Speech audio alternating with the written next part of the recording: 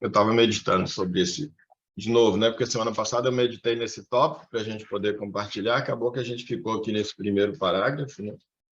E a gente pegou algo que tem tudo a ver, vai ser extremamente útil hoje aqui, aquilo que o Pedro puxou para a gente. E a gente acabou passando o domingo todo naquilo. Foi realmente algo que Deus, dentro do compromisso dele que estaria com a gente, ele puxou aquela intervenção do Pedro e aparentemente a gente mudou os rumos, mas absolutamente não. E aí hoje, meditando de novo nessa passagem, quer dizer, eu ia fazer a leitura toda para meditar e, de repente, quando eu parei aqui nesse iniciozinho, quando fala aqui, eu marquei aqui, né, que dá início às nossas guerras. Vou ler só esse parágrafo aqui antes, né, de eu comentar. Então, nós estamos aqui no tópico, fala Israel na Terra Prometida, e aqui vamos tratar especificamente do período dos juízes, né? A gente está acompanhando a caminhada do povo de Israel, eles passaram pelo deserto, aqui nos 40 anos ali pelo deserto, né? E aqui, portanto, então, no ano 2718, desde Adão, ou seja, aqui na nota de rodapé, aproximadamente 1422 anos antes de Cristo, ou seja, faltam 1422 anos aproximadamente para Jesus nascer. Esse é o momento na história da humanidade que está acontecendo, isso aqui que a gente está meditando hoje. Eu gosto muito disso, de poder ler a Bíblia e tentar entender, procurar entendê-la dentro do contexto histórico que a humanidade está passando, né? E tendo esse marco particularmente ali que me ajuda muito, toda a humanidade ajuda, né? Porque foi o que zerou o cronômetro da humanidade, particularmente aí ocidental, né? O calendário nosso zerou em Jesus.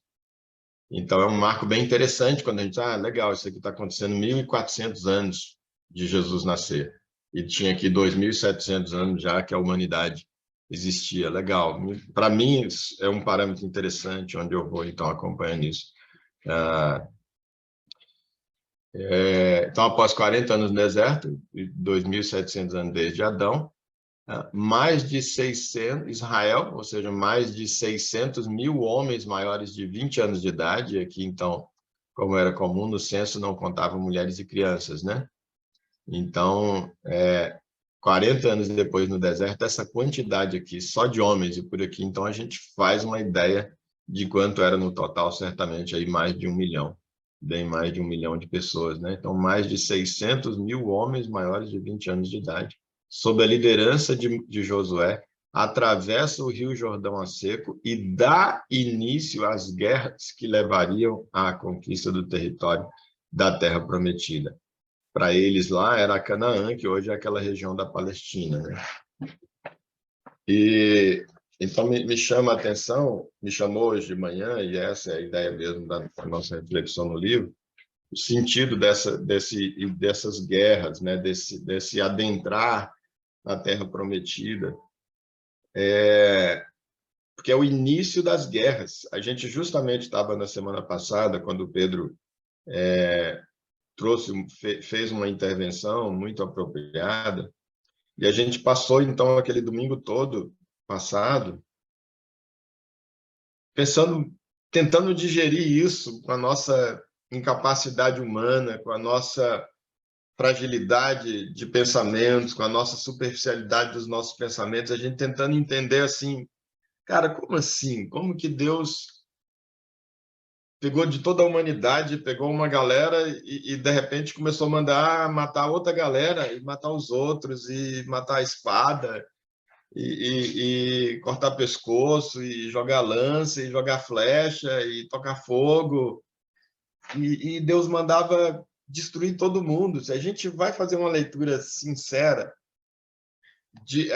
uma leitura que está desprovida do preconceito no bom sentido da religião, no sentido de que a gente já está acalentado ali, já está confortado, já tem mais ou menos já sabe o desfecho e o sentido, né? Então, ou então porque só está ali porque está acostumado mesmo e lê sem nem perceber. Então, sem esse lado ali do preparo que às vezes a religião traz, a escola, vamos ser uma pessoa que pega e começa a ler a Bíblia ali sozinho pela primeira vez, e ela começa a ler esses textos ali em Números, por exemplo,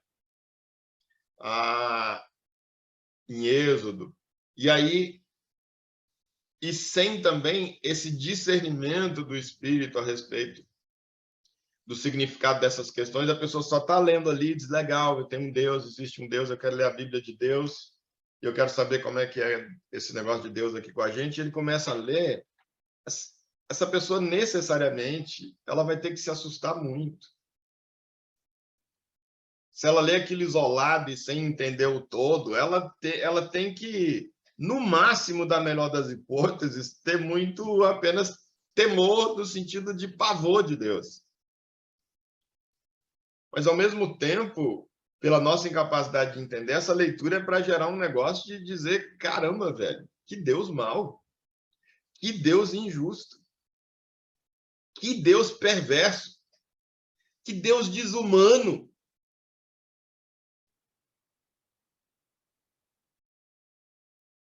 A gente não vai ver detalhes nessas leituras nossas, mas tem texto que você vai ver e diz assim, olha, é para matar os velhos, é para matar as crianças, não é para sobrar ninguém, é para matar as mulheres. E você fica imaginando assim, entra o exército numa cidade de Israel e entra num determinado território e que é para conquistar. Se a gente vai fazer essa leitura isenta de tudo que a gente sabe, para fazer realmente, se permitir um questionamento como o que o Pedro fez, que pegou a gente na semana passada, e como a gente, nós somos chamados para uma fé racional, você vai imaginar a cena e dizendo assim, beleza, Deus disse para Israel, vai que eu vou dar para vocês uma terra muito boa. Aí o cara tá lendo e tá pensando, beleza, vai chegar numa terra que não tem ninguém, é um paraíso que o ser humano ainda não habitou e vai chegar e dizer, tá aí, é de vocês, é só fazer um cercadinho aí e manda bala. Mas, de repente, eles estão aqui na porta agora dessa terra prometida. Na verdade, 38 anos atrás eles já estiveram ali, 39 anos atrás eles já estiveram ali. E para entrar nessa terra prometida, antes de entrar, eles mandaram os espias para ver como é que era a terra. E eles voltam dizendo, olha, a terra é realmente boa, mas tem uma galera morando lá. Tem gente de carne e osso morando lá. Seres humanos, sabe? Mulher, criança, uns velhinhos, criancinhas, sabe? Tem gente morando lá. E não só tem gente morando lá, porque eles têm exército, eles têm fortificações, eles têm armas, tem uns caras gigantes.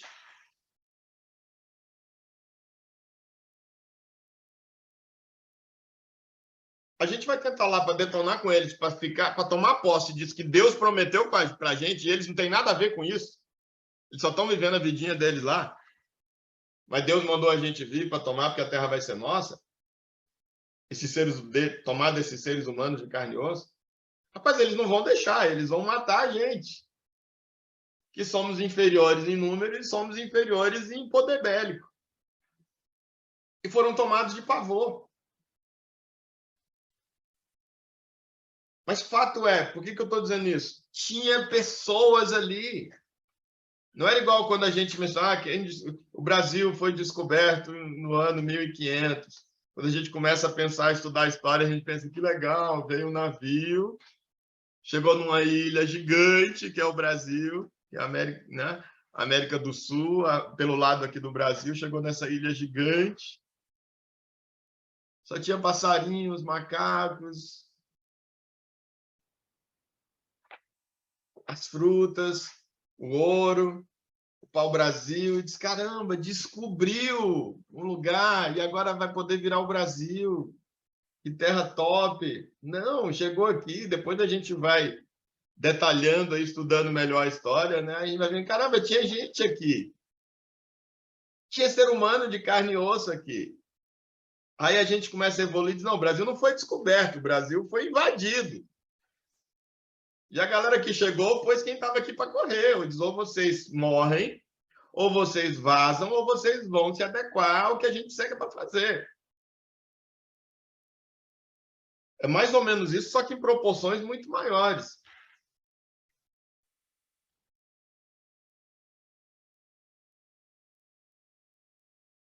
E aí Deus diz para eles, olha, agora vocês vão entrar e vão começar a guerrear. Vocês vão entrar e vocês agora vão começar a matar as pessoas que estão morando na terra que eu prometi para vocês. E eles não sabiam que era prometido para vocês. E vieram morar aqui porque o lugar é bom. Vieram e chegaram antes de vocês, se estabeleceram antes de vocês. Criam gado antes de vocês, plantam antes de vocês. Os filhos deles, gerações após gerações, estão aqui antes de vocês. E vocês vão chegar no meu nome e vão matar todo mundo. E não é para deixar ninguém vivo, literal, isso foi ordenança de Deus. Não é para deixar ninguém vivo.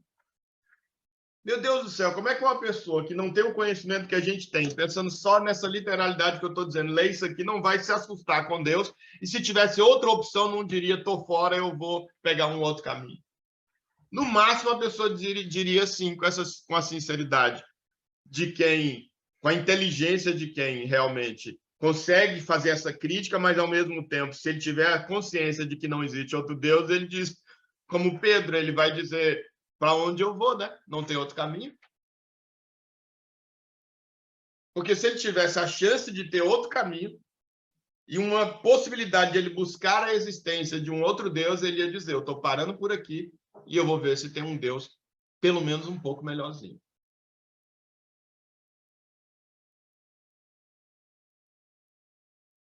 Porque era um povo que não conhecia o povo de Israel. Era um povo que nunca tinha entrado em rixa com o povo de Israel.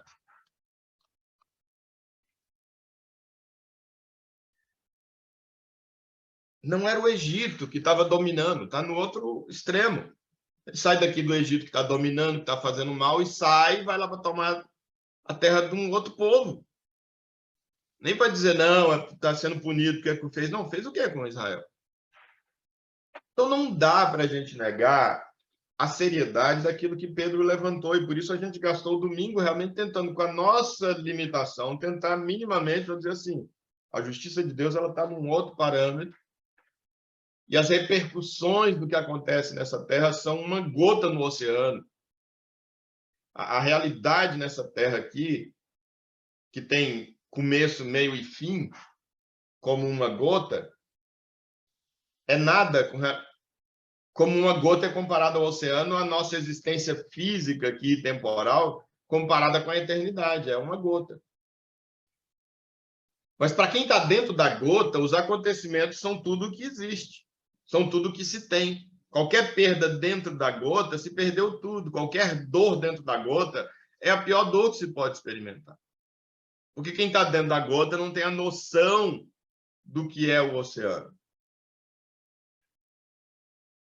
Agora, para Deus que está para fora e que vê todo o oceano, ele pode trabalhar algo dentro da gota com propósito e que vai ser a bênção no nível de um oceano, para tantos quantos queiram. E aí, claro, aí o questionamento justamente do Pedro foi só essa parte, né? Porque ele tem a consciência do questionamento nem dele, nem foi sobre o que eu estou falando aqui. Mas o questionamento foi sobre a questão, tá, e as pessoas que não tiveram a oportunidade, porque Deus direcionou por causa de algo que tinha que acontecer, e Deus mesmo endureceu o coração delas, e elas fizeram um caminho ali diferente, e essas pessoas, não seria injusto que elas não tivessem essa mesma oportunidade que nós? E aí, então, eu discorri ali sobre o que é que eu entendo a respeito dessas particularidades. Mas estão pegando ali o raciocínio que o Pedro veio, a partir dali, para dizer, Deus no desenho, como é definido, Paulo diz que é um desenho, que é uma sombra, é uma maquete. Isso tudo que a gente está lendo aqui no Velho Testamento, particularmente o que está acontecendo com o povo de Israel. E Deus, para fazer esse desenho para a gente, de algo tão precioso, com repercussões para a eternidade, por ser eternidade justamente não tem limite, não tem marco. Daí essa comparação de uma gota relativamente ao oceano. Então, Deus tendo algo para a gente do tamanho lá do oceano, infinito, nessa ideia de um oceano, aí ele pega a gota, que é a nossa existência física, material, temporal aqui, que já estava arrebentada, porque em Adão, a humanidade caiu na morte, caiu na escuridão, já está toda condenada, como a Bíblia diz. Aí Deus pega dentro dessa gota e ele promove acontecimentos para que a humanidade pudesse, a partir desse desenho nessa gota Israel, que outras gotas que estão ali à volta, que pudessem entender um plano maior de Deus para a humanidade. E que plano é esse? Você tem o primeiro Adão, do qual toda a humanidade é descendente, e em razão de cujo pecado e desobediência toda a humanidade está condenada à morte, ponto final. Acabou. Game over para a humanidade. Mas a Bíblia traz, então, o surgimento de um segundo Adão. Primeiro Adão, sopro do Espírito, surgiu um ser humano. Segundo Adão, num sopro do Espírito dentro da barriga, do ventre de Maria, surge um segundo ser humano. Jesus. Ele não foi concebido a partir da relação sexual do homem e da mulher, de Maria e de José. Não foi concebido a partir da junção de uma célula microscópica de José e de Maria. Ele foi concebido a partir do sopro do Espírito Santo de Deus. Daí a expressão usada na Bíblia apontando Jesus como o segundo, como o último Adão. Não é nem o segundo. Você tem o primeiro Adão, que caiu, e você tem o segundo Adão, que inicia a sua existência aqui na Terra a partir também de um sopro, dentro de um contexto de uma humanidade caída. Mas sem herdar esse pecado de Adão, como todo o restante de nós herdamos e estamos igualmente condenados, igualmente mortos. E aí, paralelamente a isso, mas acontecendo dentro da podendo ser visualizado dentro da nossa história, mas paralelamente a isso, esse último Adão, ele começa um movimento de chamar as pessoas para uma outra vida, para uma nova aliança com Deus, já que a primeira aliança com Deus deu ruim, deu BO, deu PT. A primeira aliança com Adão, com a humanidade, que foi feita em Adão, e ele diz para ele, não coma, porque se vocês comerem, vocês vão morrer. Se vocês não comerem, vocês vão viver. Deus diz para eles, é isso que eu está dizendo, é o quê? Você tem a vida e a morte diante de você. Não coma e você vive, coma e você morre. Essa era a aliança. Basta me obedecer e você vai viver. E a obediência era um só quesito. Não coma do fruto dessa árvore. Não assuma as rédeas da sua vida para dizer o que você acha que é bom ou mal. E aí Jesus, então, vem e faz um movimento, então, contrário. Ele agora, mesmo estando aqui na humanidade e tendo tomado a forma de um ser humano, com as limitações de um ser humano, tendo se esvaziado da sua glória, da sua condição de Deus, dos seus poderes de Deus, ele só podia fazer aquilo que Deus mandasse ele fazer, e o Espírito Santo fizesse através dele. Ele diz, por mim eu não faço nada. Essa era a condição que ele estava, porque ele se esvaziou. Aí ele toma essa posição de ser humano, imagem e semelhança de Deus, se rebaixa, se humilha, se esvazia, e agora nessa condição ele passa por todas as tentações pelas quais os seres humanos passam, e vence todas elas, diferentemente de Adão, que não passou na primeira e única que existia do primeiro Adão. Esse segundo Adão passa. Ele passa no teste. Vive 33 anos aqui para não dizer, ele deu uma passadinha de nada de um fim de semana, até eu dava conta. Não, ele passou 33 anos aqui. Desde bebezinho, passando pela adolescência, os potenciais de crise de adolescência, juventude, tentações, mudanças hormonais, tudo ele passou. Traições, acusações falsas, agressões, tudo Jesus passou. Tentações as mais variadas. O livro de Hebreus vai dizer que ele foi tentado em todas as coisas, porém sem pecar. E aí, sendo vitorioso agora o último Adão, ele então mostrou que é possível essa nova aliança, é possível essa obediência. Ele diz, vocês quiserem vir comigo, vocês que estão aí na aliança velha, existe uma possibilidade de vocês migrarem daí para cá.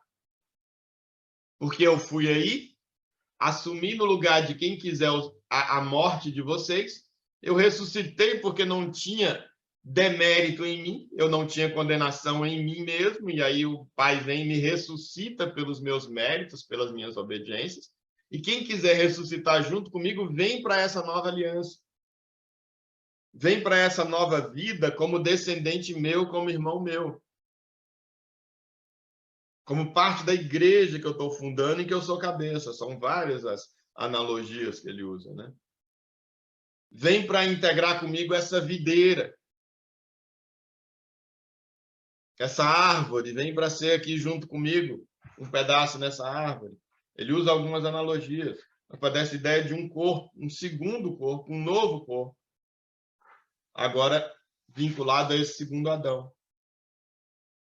Só que para isso, então, você tem que sair dali para cá. Então, o que Deus fez aqui na humanidade já caída e em pecado, e que só não foi definitivamente eliminado porque o Cordeiro de Deus foi sacrificado antes da fundação do mundo, então, o sumiço definitivo, a morte definitiva da humanidade ficou suspensa, aquele efeito suspensivo lá, é outra expressão que eu uso, mas é aquele efeito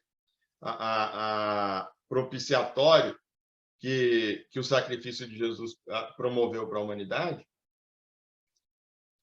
Então, é só por isso que a humanidade não foi completamente destruída. E enquanto não destruída completamente, já que escolheu abandonar Deus, que é a fonte da sua vida, então não tem vida fora dele, Deus, então, promove esse desenho que a gente está vendo e que a Bíblia registra. E para promover esse desenho, Deus manda matar uma infinidade de pessoas para a gente entender, para compor um desenho. E a praga do ser desumano, porque não é ser humano, humano é aquilo que Deus fez. Desumano é o que o ser humano se tornou. Então, essa praga que se tornou o ser humano, essa desumanidade, capaz de tudo para atender o próprio ego, é capaz de, em nome de Deus, pegar essa beleza desse desenho, que teve um custo tão alto, de tantas vidas, inclusive, que até para a gente que é desumano, até a gente que é desumano fica sensibilizado quando lê e vê no desenho tanto de gente que Deus mandou matar só para a gente entender alguma coisa. E um bando de pessoas com má fé, ou sem algumas com má fé, outras sem má fé, não interessa o motivo. E aí, talvez, para algumas, o termo desonestidade ou estelionato não se aplique, mas o efeito vai ser o mesmo, que tenha sido por engano.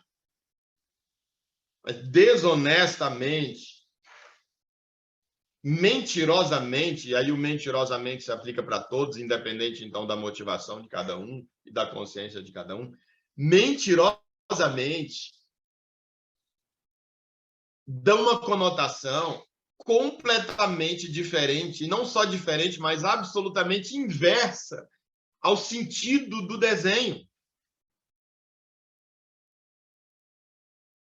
Porque qual o papel de um pastor, de um evangelista, de um mestre, quando abre a Bíblia para ensinar, se não lê a figura que, como Paulo diz, se vai ler o Velho Testamento, lê essa figura, lê essa sombra e interpretar qual é o significado à luz de toda a Bíblia desse versículo isolado que a gente está lendo aqui. Se não é esse o papel. Para que faça sentido existencial para as pessoas, que faça sentido no que diz respeito à decisão delas de passar desse lado de cada velha aliança para o lado de cada nova aliança.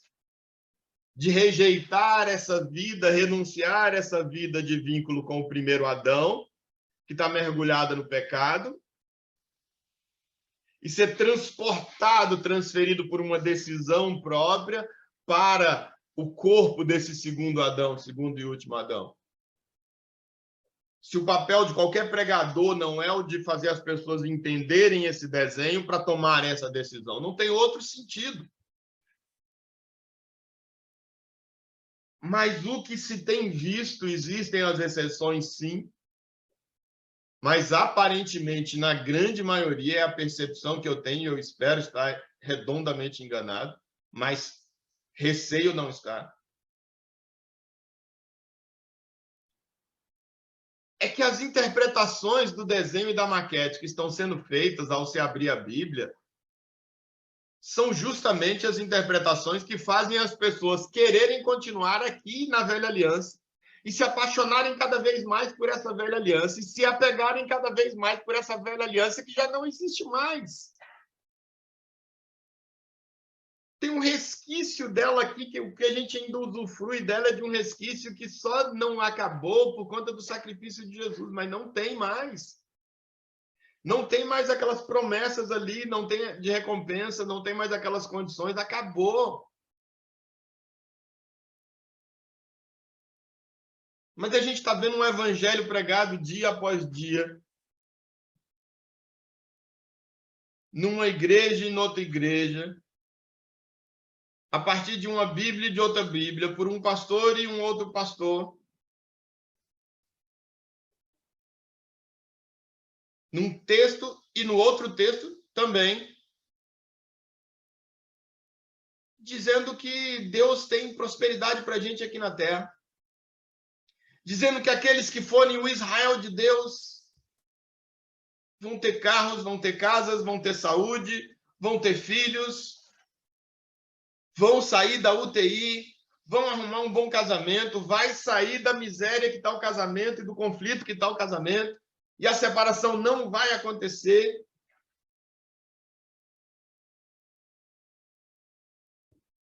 Seu filho não vai morrer, seu marido não vai morrer. Tem uns que, na verdade, a bênção que está buscando é que o marido ou a esposa morra, né? Mas aí não vamos nem chegar nesse nível. Você não vai tomar emprestado de ninguém, não vai faltar dinheiro, pelo contrário, vai ter dinheiro de sobra, você vai poder até emprestar para os outros. E aí, cada vez mais levando as pessoas a ficarem apegadas a esse mundo, a essa terra, às riquezas dessa terra, que jazem no maligno. Porque Adão entregou tudo para o maligno. O primeiro Adão entregou, Deus pegou e fez tudo, colocou na mão de Adão e falou, domina sobre tudo. E Adão chegou e colocou tudo debaixo e submisso ao próprio ego e, consequentemente, sujeito ao diabo, que estava por trás ali da serpente, induzindo ele a desobedecer, a abandonar Deus, dominando sobre todas as coisas. E o ser humano acabou com a natureza, acabou com o mundo, acabou com a vida, acabou com tudo. E por isso Deus disse, ele vai destruir a própria terra, será destruída. Apocalipse vai dizer, os céus e a terra que agora existem têm sido reservados, entesourados para o fogo, vão ser destruídos. Nem isso vai sobrar. E a gente está cada vez mais... A gente não, as pessoas, muitos líderes, muitas igrejas estão cada vez mais fazendo a humanidade ficar cada vez mais apegada a isso, apegada a um cargo, apegada a um salário, apegada a um tipo de carro, apegada a morar num determinado tipo de bairro, a ter saúde, a ter dinheiro, a não enfrentar luta, dificuldade. Meu Deus do céu! Todo esse desenho com custo tão alto que era para as pessoas conseguirem abrir mão disso aqui e fazerem movimento no sentido da eternidade, do transcendente. E mesmo aqui começar, então, a viver essa vida baseada nos padrões do reino de Deus, que justamente por estar desapegado, mas enquanto ainda nesse reino, consegue, então, viver a vida do amor ao próximo, do amar ao próximo como a si mesmo. Mas cada vez mais está fomentando na pessoa que ela se apegue cada vez mais ao que está aqui e colocando, inclusive, como parâmetro, como critério de avaliação para saber se uma pessoa tem Deus ou não, é se as coisas para ela estão indo bem ou não estão indo bem. Porque se ela estiver com Deus, se ela estiver entregando o dízimo direito, se ela estiver vivendo uma vida que está agradando a Deus, e na maioria a vida que agrada a Deus, entenda-se, entregando parte da grande grana que está entrando, dos recursos que estão entrando. Para boa parte, agradar a Deus é isso. Algumas ainda evoluem um pouco e diz respeito a ter um certo moral, uma certa virtude aqui do ponto de vista do que seja moral e virtude dos seres humanos e não de Deus. Mas que esse seria o critério de você discernir e identificar se uma pessoa é de Deus ou se não é. Se ela está salva ou se ela não está salva. É se as coisas estão indo bem ou estão indo mal. Quando o próprio Jesus nasceu numa manjedoura, ele nasceu num coxo. Manjedoura é muito bonito nesse tempo. Nasceu num coxo.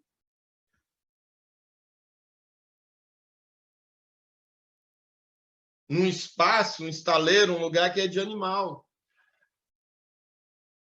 Ele nasceu assim e morreu sem ter onde colocar a cabeça, sem ter onde reclinar a cabeça. Ele não tinha um palmo de terra nem para ser enterrado. Quando ele morreu, 33 anos depois, e ele morreu dizendo para os discípulos, olha, no mundo vocês vão ter aflições. Ele não disse, eu tive aflições para que vocês não tenham aflições no mundo, não. Ele disse, eu invoquei para mim todas as aflições do mundo, morri, nasci pobre e morri mais miserável ainda, para que vocês pudessem usufruir do melhor dessa terra. Não, ele diz, eu tive aflições, mas eu tenho uma boa notícia para vocês, e a boa notícia não é que vocês não vão ter aflições. A boa notícia é que do mesmo jeito que eu tive aflições e venci o mundo, vocês também vão ter aflições e vão vencer o mundo. Aflições. Foi a única promessa para essa vida que Deus fez, que Jesus fez quando subiu. Aflições. Então, no mínimo, não significa que quem não estiver passando por aflições não esteja ligado a Deus e não esteja dentro do propósito de Jesus. E não esteja dentro dessa nova aliança. Não significa isso. Agora, se eu estiver vivendo uma vida sem aflições, eu, no mínimo, eu tenho que acender uma luz dentro de mim e dizer, meu Deus do céu, será? Será que eu estou enganado, estou iludido? A vida para mim está tão boa. O critério deveria ser o inverso. Se fosse para ser o inverso, mas se fosse para ter um critério, mas não é. Também não estou dizendo que é.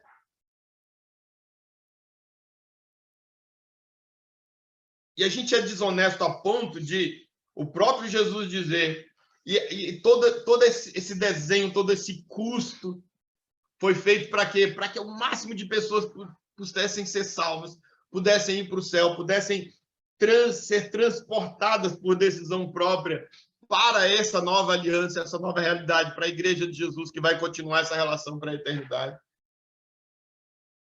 Esse é o propósito. Salvar, a ideia era salvar todo mundo, mas não vai dar, então o máximo de gente possível, já que tem o livre-arbítrio. E o próprio Jesus, a respeito da riqueza material, que é uma das coisas que a igreja mais bate, mais promete, absurdamente.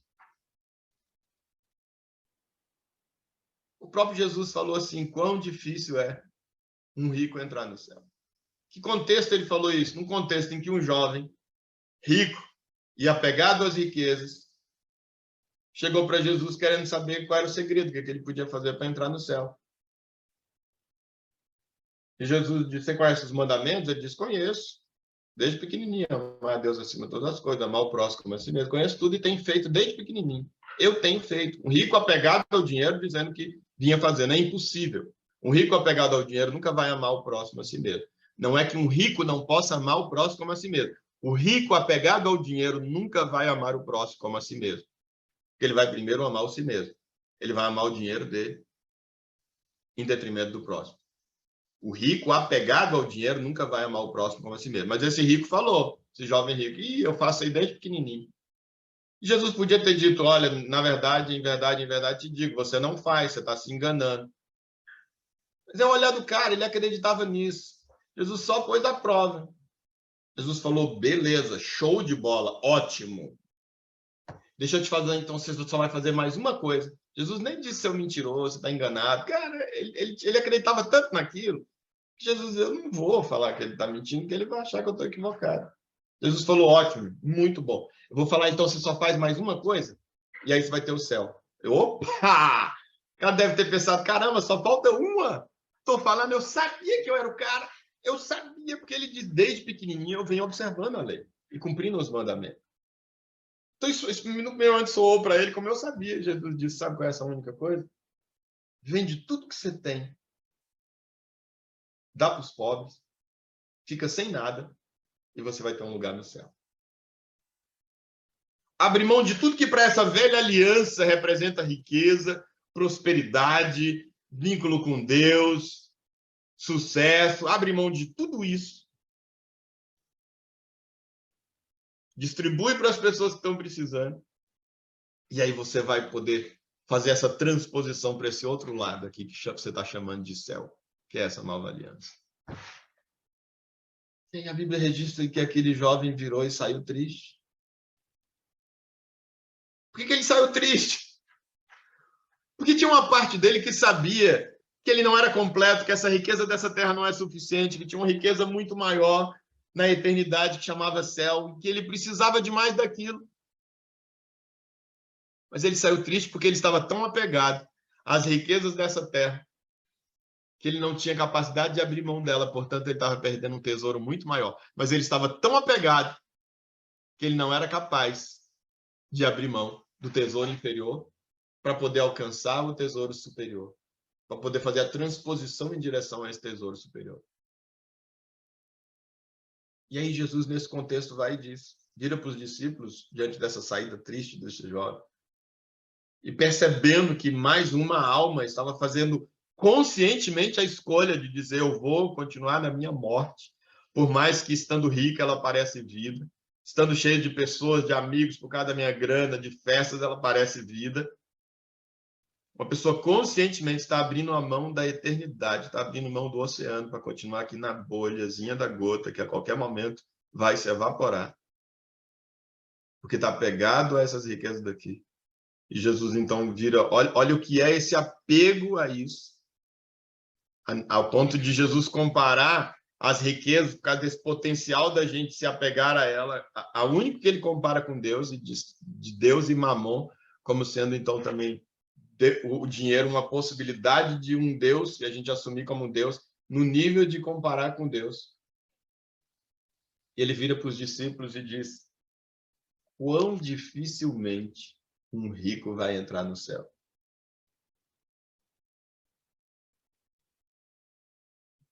Olha a expressão.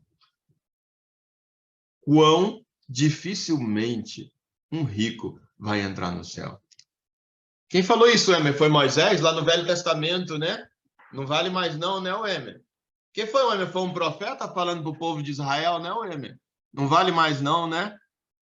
Jesus, na nova aliança, nos evangelhos é que está registrado, Jesus dizendo, quão difícil, como é difícil um rico entrar no céu. Não bastasse usar essa expressão quão difícil, Jesus diz assim, vocês não estão entendendo, deixa eu desenhar para vocês entenderem o nível de dificuldade de um rico entrar no céu. Ele diz, pensa num camelo, agora pensa numa agulha. Agora pensa no camelo passando pelo buraco da agulha. Pensou? Conseguiu imaginar o camelo sair do outro lado? Não, né? Jesus disse, esse é o nível de dificuldade de que eu estou falando. Aí a gente pode pensar nessa agulha e camelo literal, que é o que a gente costuma pensar, e eu não sei se é esse que a gente tem hoje em dia, se é o camelo ali, se é essa agulha, ou se o camelo e a agulha seria o que alguns dão a explicação, de que essas agulhas seriam buracos que tinham na entrada dos muros de Jerusalém, para contrabandos, épocas que você não podia entrar mercadoria por ser sábado, por exemplo, etc. Mas então, ao invés de entrar pelas portas corretas, você entrava um camelo cheio de mercadorias erradas por esse buraco, e aí tinha que fazer o maior malabarismo, era a maior dificuldade, tinha que se agachar, o camelo, a mercadoria, um monte de coisa ali, e era a maior dificuldade do mundo. Mas, independente do que seja, o que Jesus está é dando um exemplo, um desenho para dizer, gente, vocês não estão entendendo, é difícil demais. Aí os discípulos, humanos, seres humanos caídos, como eu e você ainda estamos aqui vivendo essa dualidade ainda, não estamos, não somos ainda não voltamos ainda completamente à humanidade, que é o que Jesus tem para nós. Então, somos ainda também, sob certo aspecto, desumanos. Esses discípulos que já estavam ali andando com Jesus há algum tempo.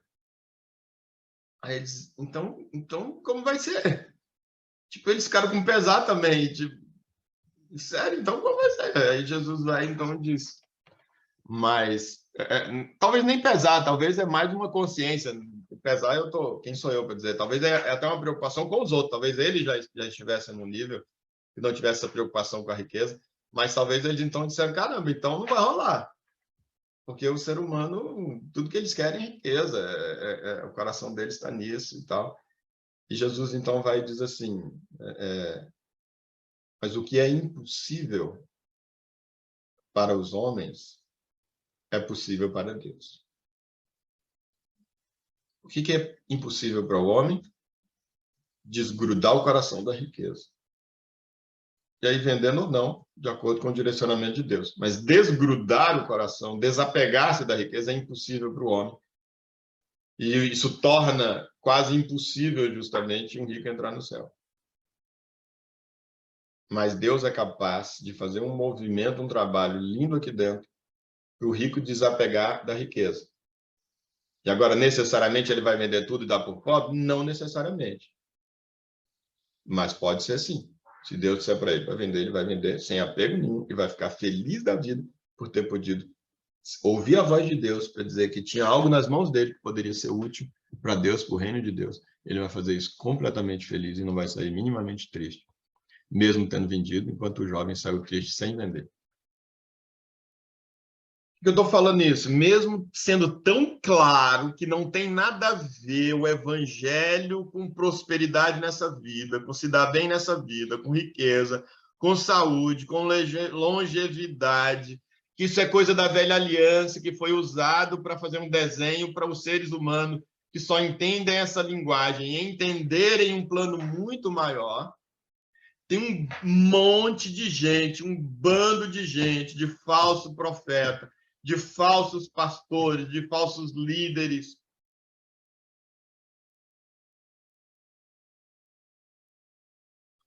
insistindo em pregar um evangelho, um pseudo-evangelho, um suposto evangelho, cujo desfecho, cujo resultado é a prosperidade nessa vida. Misericórdia! Misericórdia! A gente fala misericórdia, se não fosse crente, essa era a hora de falar um palavrão, né? Se não fosse cristão. Aí é misericórdia, mas dá vontade de xingar uma pessoa dessa. Porque muitos deles já passaram do nível de inconsciência. Talvez até estejam inconscientes, mas porque a mente foi cauterizada. Mas teve um momento lá atrás, pelo menos boa parte deles, em que tiveram diante de si a percepção de que esse caminho interpretativo era não só errado, mas ele era absolutamente contrário a tudo que Deus queria promover com esse desenho, com essa maquete, com essa sombra, mas eles tomaram uma decisão de continuar. Agora, óbvio que para tomar a decisão de continuar e conseguir continuar se olhando no espelho, eles precisavam negociar dentro de si valores, conceitos, e fizeram essas renegociações dentro de si. E hoje eles acreditam. Eles realmente acreditam, mas é porque eles se auto-enganaram. E a inocência atual deles não é considerada inocência porque é resultado de um auto-engano, porque em algum momento ao longo da caminhada ministerial tomaram uma decisão de abandonar a sã doutrina. Essa sã doutrina aqui mostra que é muito óbvio que o que está sendo ensinado não condiz com o evangelho. Que a aplicação que está sendo dada contraria a essência do evangelho. Qualquer um conseguiria perceber isso. Não, Emer, não conseguiria não, porque as pessoas não percebem. Você está vendo aí as igrejas cada vez mais com centenas, milhares de pessoas, agora presenciais e virtuais, cada vez mais as pessoas estão aderindo, então não conseguem perceber, não, conseguem sim. São outros também que estão sendo vítimas do próprio auto-engano e, portanto, não serão desculpadas. É que é conveniente. É como aquele versículo, eu não sei se eu vou achar aqui,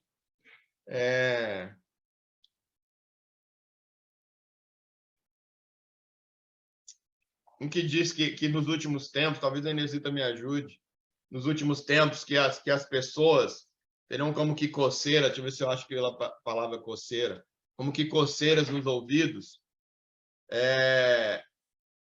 não achei, como que coceiras nos ouvidos com relação à sã doutrina, e vai incomodar o que é a sã doutrina, e vão sentir querendo ouvir outras coisas. E aí eles vão eleger, escolher para si líderes e pastores e guias que falem para eles justamente aquilo que eles querem ouvir. Se alguém puder me ajudar a achar esse texto, a minha busca aqui, engraçado, hoje de manhã não está dando muito certo. Assim, acho que o meu buscador está ruim. É o Google, né? O Google vai fazer uma busca melhor do que a da igreja, a da Bíblia.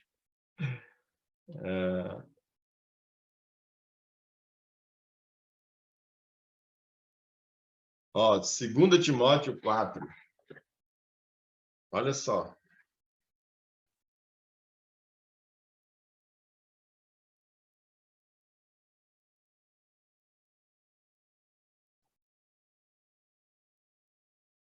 Segundo Timóteo 4, falando dessa sã doutrina. Ele diz, o Espírito Santo afirma expressamente que nos últimos tempos, e nós estamos vivendo esses últimos tempos.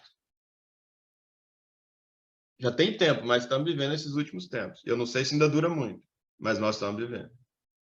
Nos últimos tempos, é o Espírito Santo que afirma expressamente.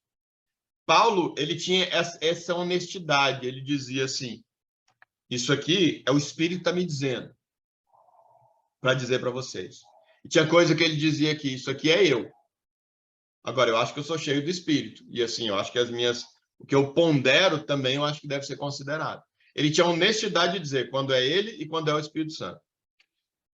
E aqui ele está dizendo assim, o Espírito Santo afirma expressamente que, nos últimos tempos, alguns se desviarão da fé e darão ouvidos a espíritos enganadores e à doutrina de demônios. A pessoa assim, esses espíritos enganadores deve ser porque a pessoa vai ouvir um espírito, um demônio falando dentro dele, e ele vai dar ouvido. Sim, alguns mas a maioria, na verdade, está dando ouvido a espíritos enganadores, que são pastores, esses espíritos enganadores, que estão sendo movidos por espíritos malignos.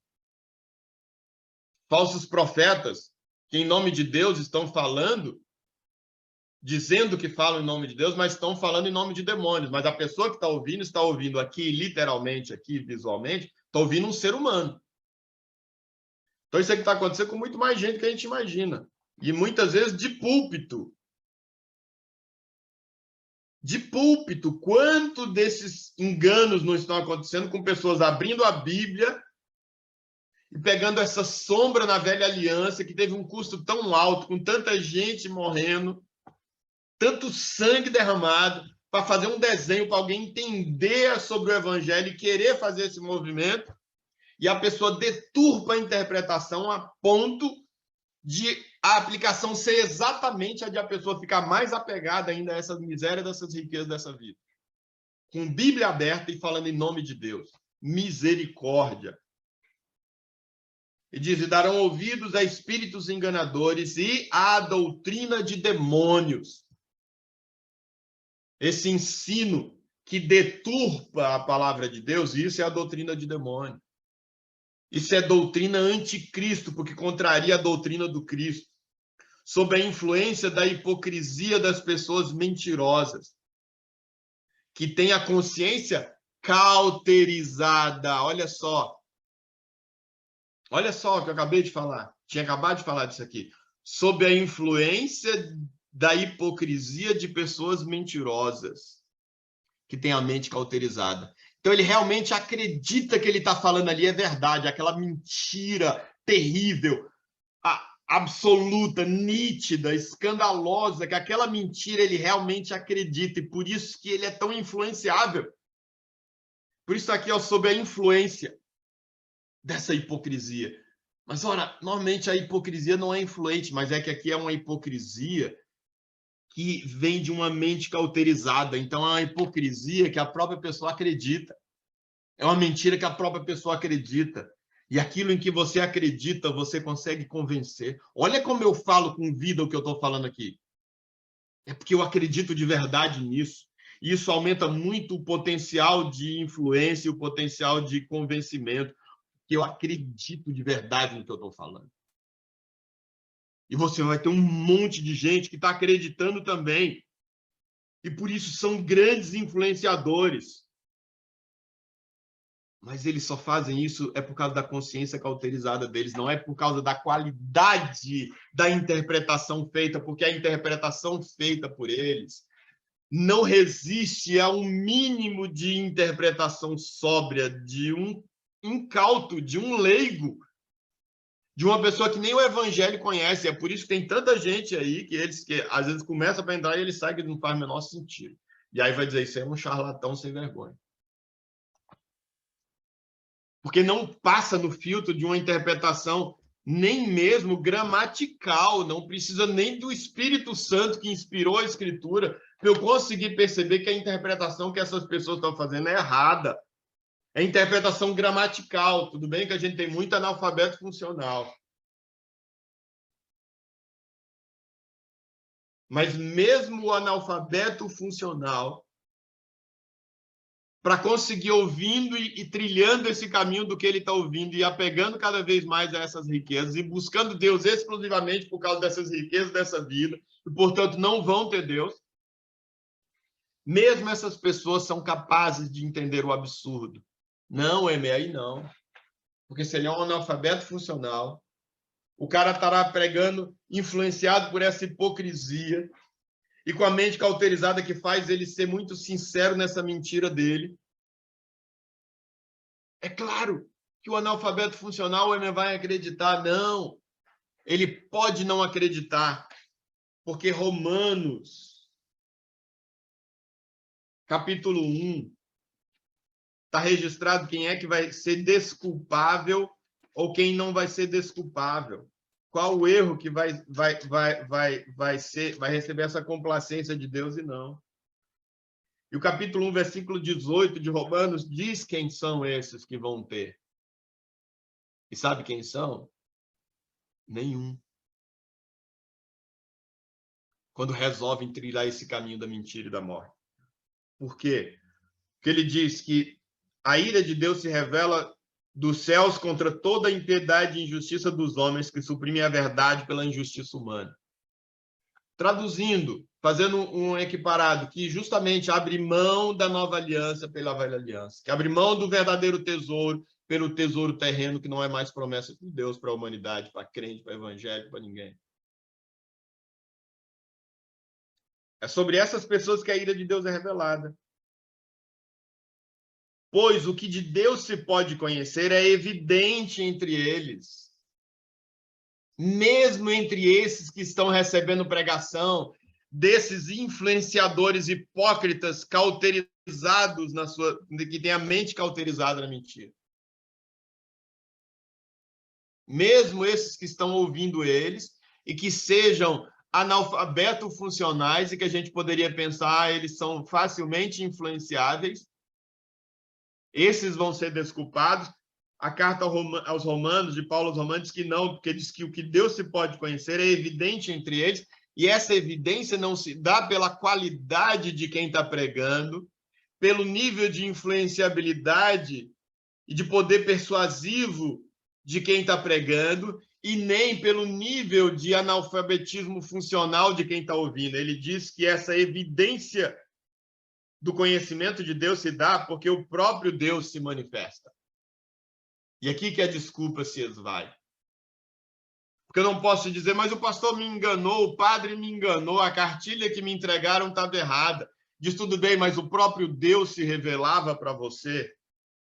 Romanos capítulo 1, versículo 19, porque o próprio Deus se lhes manifestou. Como? Versículo 20, nós meditamos nisso lá no iniciozinho, quando a gente estava vendo os princípios.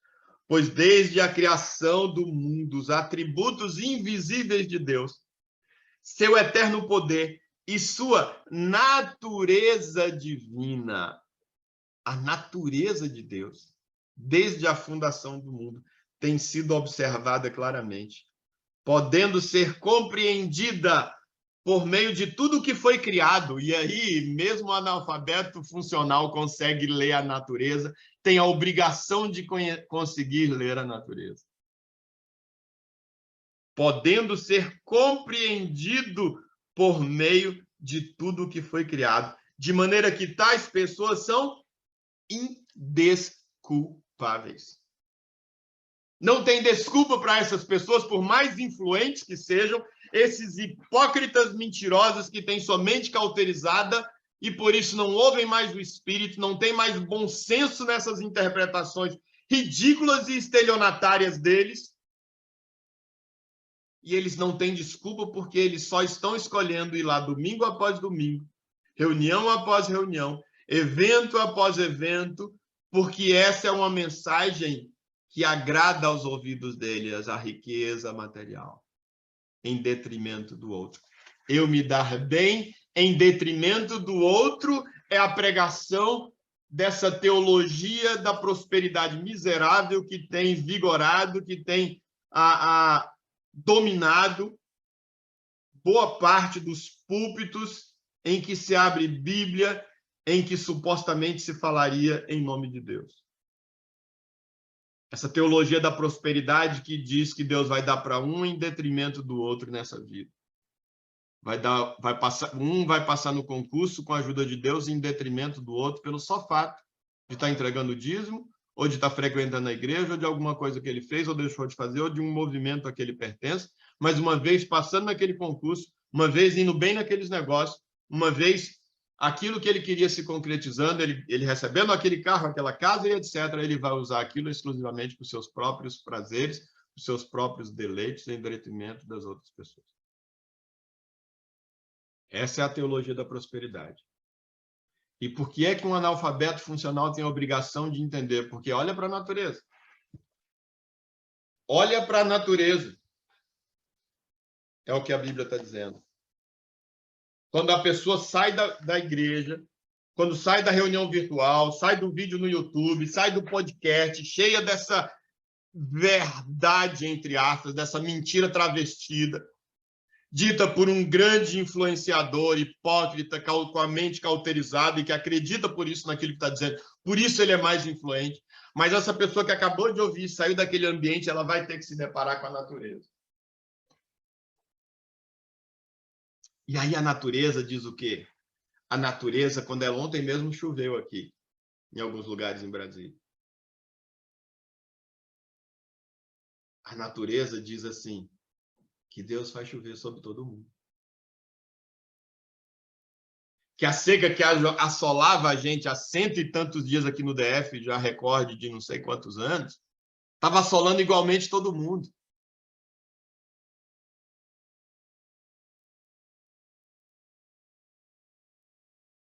Vem uma pandemia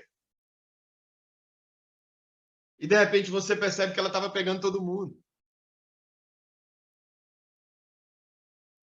E você vai ver os passarinhos e você vai ver que todos eles têm igualdade, em abundância e igualdade. Ele vai lá e come. O ar é igualmente de todos eles para voar à vontade. A comida é igualmente de todos eles para chegar e comer o de hoje, sem armazenar e amanhã voltar para comer de novo a porção que Deus tiver dado para eles para amanhã. A natureza diz que Deus não dá esse tratamento discriminatório.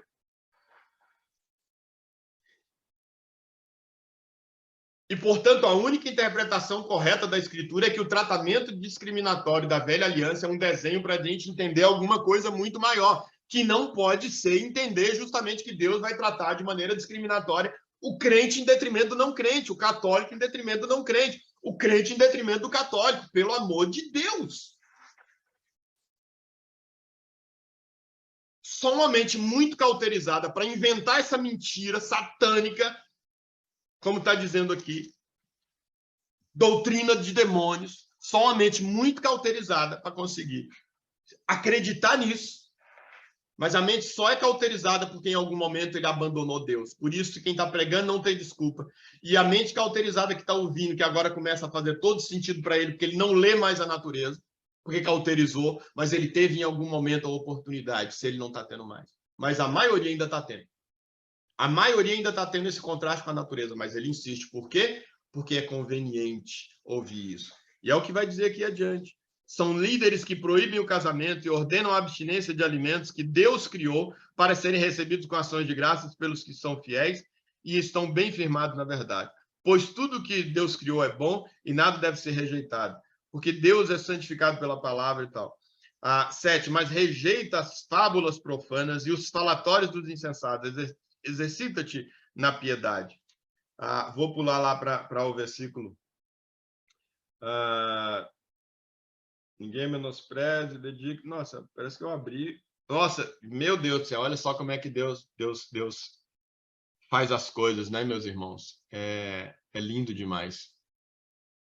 Eu falei para vocês quando eu fiz a busca no Google, que tá aqui, ó, Timóteo, versículo 4, capítulo 4, versículo 3, na busca que eu fiz do Google. Aí eu abri aqui Timóteo, mas eu abri 1 Timóteo, capítulo 4. O que eu estou falando aqui é em 1 Timóteo, capítulo 4. Olha como tem tudo a ver com o que eu estava dizendo, que eu abri aqui errado. Aí, 2 Timóteo, na verdade, então vai justamente confirmar, eu achei que era logo adiante, mas não, é 2 Timóteo, coincidentemente, 4 de novo. Ele vai dizer por que as pessoas se permitem cauterizar. Que é maliciosa a decisão de ter a mente cauterizada. Por isso, quem tem a mente cauterizada é quando a pessoa não entende mais, e agora o mal faz sentido, a doutrina do diabo faz sentido, essa pessoa é indesculpável, mesmo estando com a mente cauterizada. Então, capítulo 4, 2 Timóteo.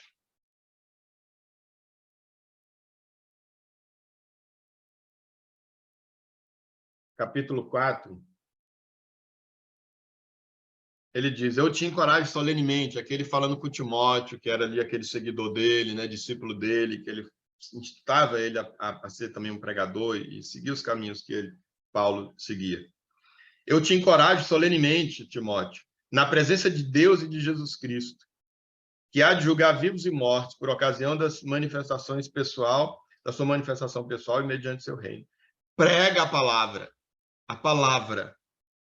Insiste a tempo e a fora de tempo, aconselha, repreende, encoraja com toda a paciência e sã doutrina. Por que sã doutrina? Porque existe a doutrina que não é sã, é a do capítulo 4, versículo 1 final, ele chama de doutrina dos demônios.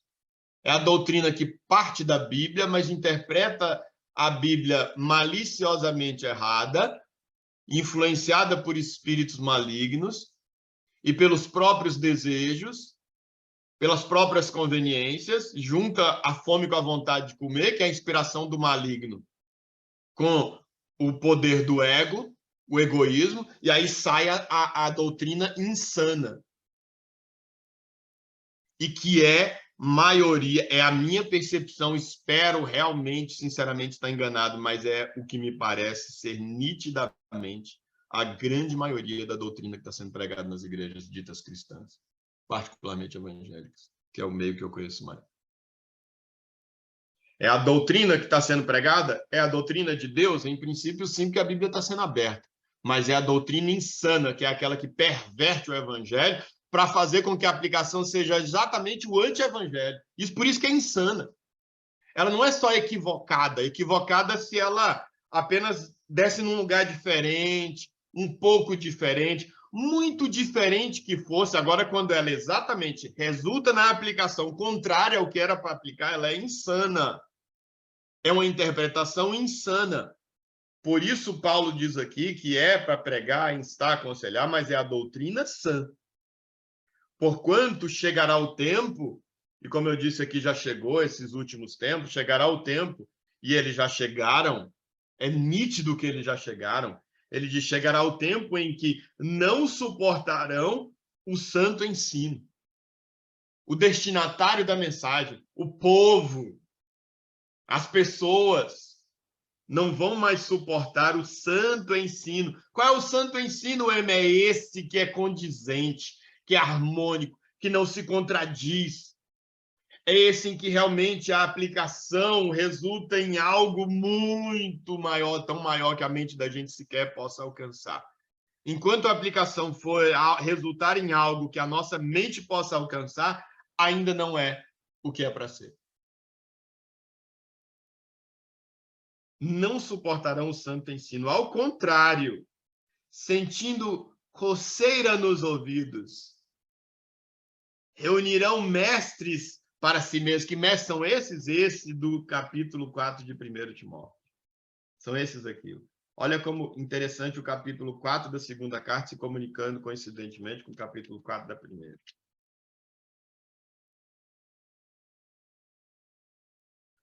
Esses aqui, que são esses que estão sob a influência da hipocrisia, essas pessoas mentirosas sob a influência da hipocrisia, versículo 2 do capítulo 4 de 1 Timóteo. Que tem a mente cauterizada. Esses aqui é o que vão ser chamados quando eles estiverem com coceira no ouvido. Nossa, eu queria ouvir um negócio interessante aqui para mim, para os meus propósitos. Eu queria ouvir um trem aqui que pudesse me dar um gás, para eu ir lá e fechar aquele negócio e ganhar muito dinheiro. Nossa, se eu ouvisse uma palavra agora aqui, no sentido de que eu vou passar nesse concurso e ficar rico. Ah, se eu tivesse um pastor, pregador, aquelas palavras fortes mesmo para pregar isso para nós. Para pregar que eu ia ter um carro melhor do que o do meu vizinho. Ei, meu Deus, fala, Jeová, coçando o ouvido. Está pedindo. Por isso que ele não tem desculpa. Ah, já analfabetismo funcional para bancar isso aqui. Banca não. Banca não, porque a natureza está dizendo não faz isso. Ou esse Deus para quem você está pedindo em detrimento do outro está fazendo o mesmo concurso, cara. Está estudando mais do que você. Não faz isso, não. Não faz isso. Isso contraria a natureza de Deus. Não faz esse pedido. Cuidado com essa coceira no seu ouvido. Você está pedindo para ouvir o que não pode. Reunirão para si mesmo, sentido como que coceiras no ouvido reunir, não para si mesmo, mestres para si mesmos, de acordo com as suas próprias vontades. O que eu quero ouvir, não o que Deus quer dizer. Esse é o critério das pessoas que tomam as decisões de quem são os pastores que vão pregar nas suas igrejas. Porque se pregar diferente, a galera sai. Se a galera sair, os dízimos diminuem. Se os dízimos e as ofertas diminuem, não tem dinheiro para pagar o salão, não tem dinheiro para pagar o banco, não tem dinheiro para pagar a conta de luz, não tem dinheiro para pagar a conta do pastor, o salário do pastor, e a igreja vai fechar. Ou então ela vai ficar pequenininha do tamanho que ninguém quer. Pastor nenhum quer. E aí? O que vai ser o critério que vai determinar? É se você fala o que eu quero que você diga. Se você fala o que eu quero ouvir. O que o meu ouvido está coçando para ouvir e não o que Deus quer que você diga para mim. Esse é o critério. Últimos tempos chegarão e eles já chegaram. Vai pregar a sã doutrina para ver. Para essas pessoas. Não suportarão o santo ensino. Não suporta. Não suporta. A mente dele já está cauterizada também. Quando chega nesse ponto dele escolher quem vai pregar o que ele quer, rejeitando a sã, já cauterizou também. A gente não sabe aqui quem é mais vítima do que quem aqui. Se é o pastor que é mais vítima desse rebanho, ou se é esse rebanho que é mais vítima desse pastor. Porque aqui Paulo está dizendo que eles é quem escolhem esse pastor. Aqui é tudo farinha do mesmo saco. Aqui não tem ninguém mais inocente do que ninguém e menos merecedor do justo castigo do que o outro. É conveniência em cima de conveniência.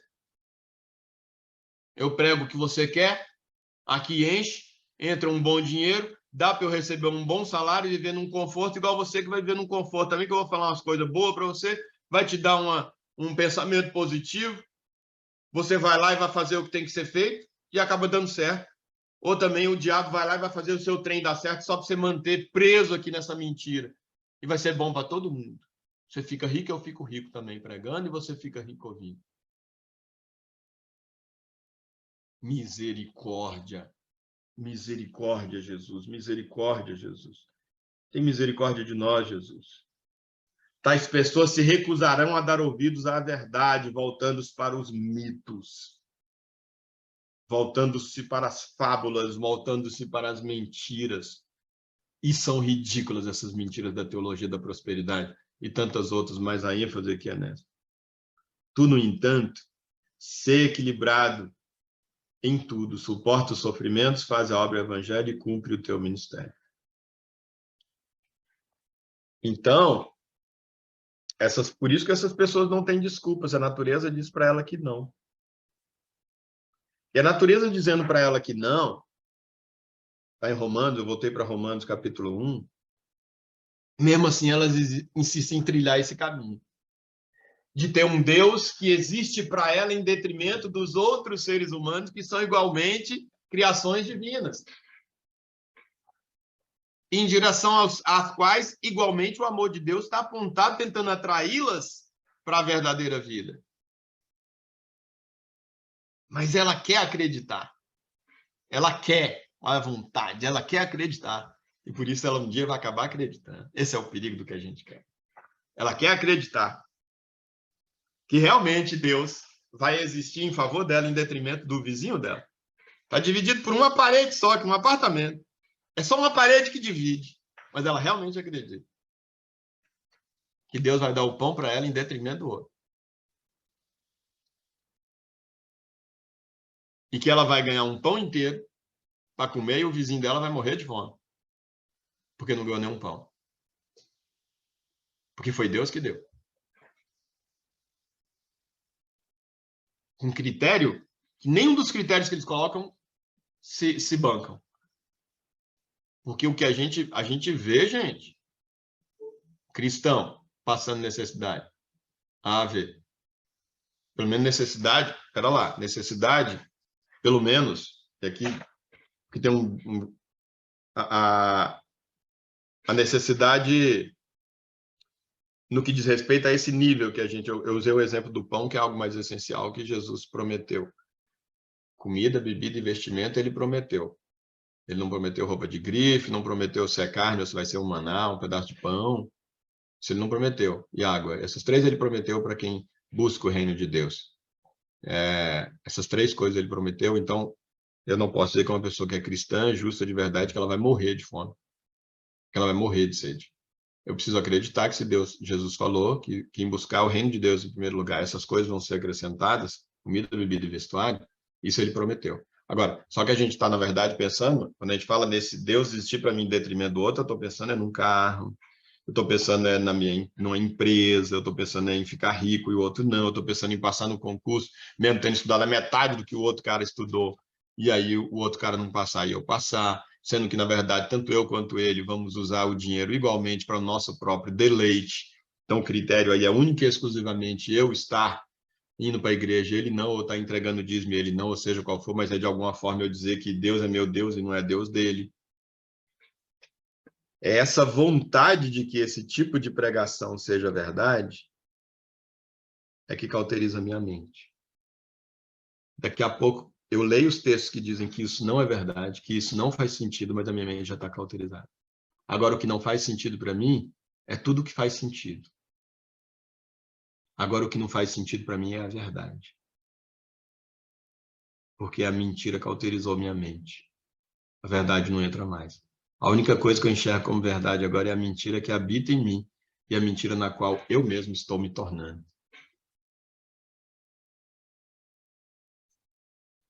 Versículo 21 do capítulo 1 de Romanos. Porquanto, mesmo havendo conhecido a Deus, conhecido como ele, contemplando a natureza e vendo como Deus trata igualmente as coisas criadas e os seres criados. Esquece a historinha lá de Israel.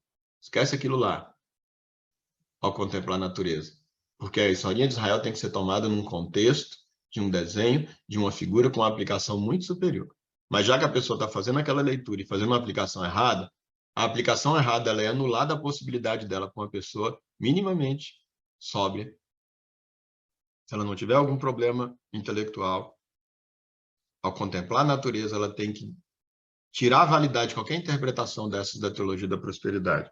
Porque ela conhece a natureza, ela vê a natureza, as coisas criadas, e ela conhece a natureza divina e vê que Deus não faria isso. Deus não agiria desse jeito.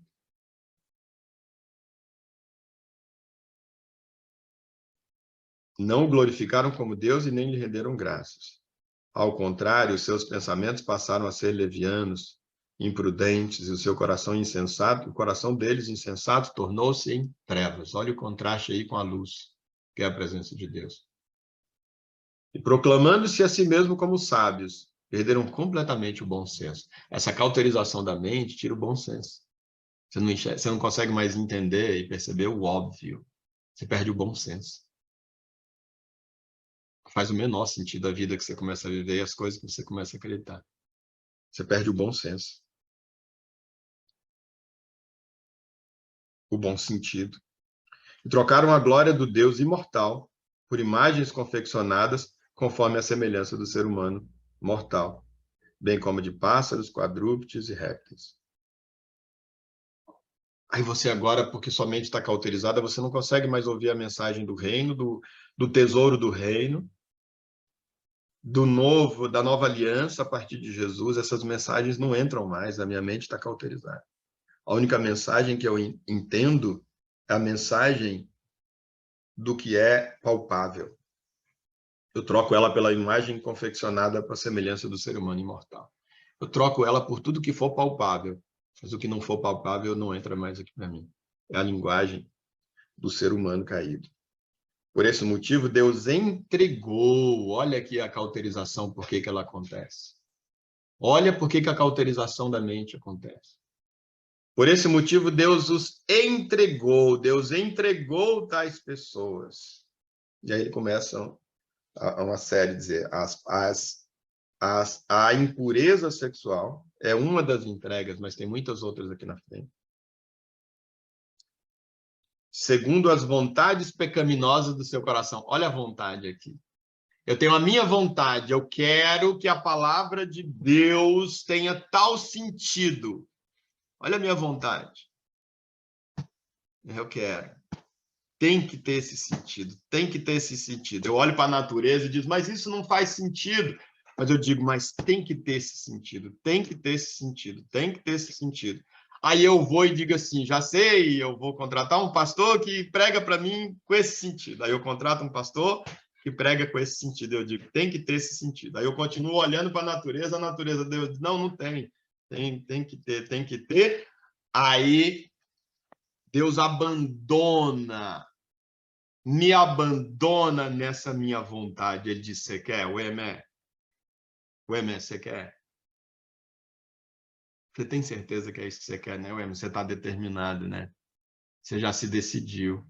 Você realmente está abrindo mão do eterno pelo terreno temporal, do sublime pelo leviano, pelo impuro, o inferior. É isso mesmo, não é? Como eu te prometi o livre-arbítrio, eu sei a hora de parar. Deus fala para mim. Eu sei a hora de parar. Eu estou parando, tá? O meu Espírito Santo. O meu espírito não vai mais te incomodar. O meu espírito não vai mais trazer para você esses dilemas dentro de você, esse desgaste que acontece dentro de você, Emer. Eu vou respeitar, porque eu prometi que te daria o livre-arbítrio. Enquanto eu achava, Emer, enquanto eu entendia que é porque você ainda não tinha se decidido de verdade, faltavam elementos, mas eu já te alimentei com todos os elementos necessários. O meu espírito te alimentou.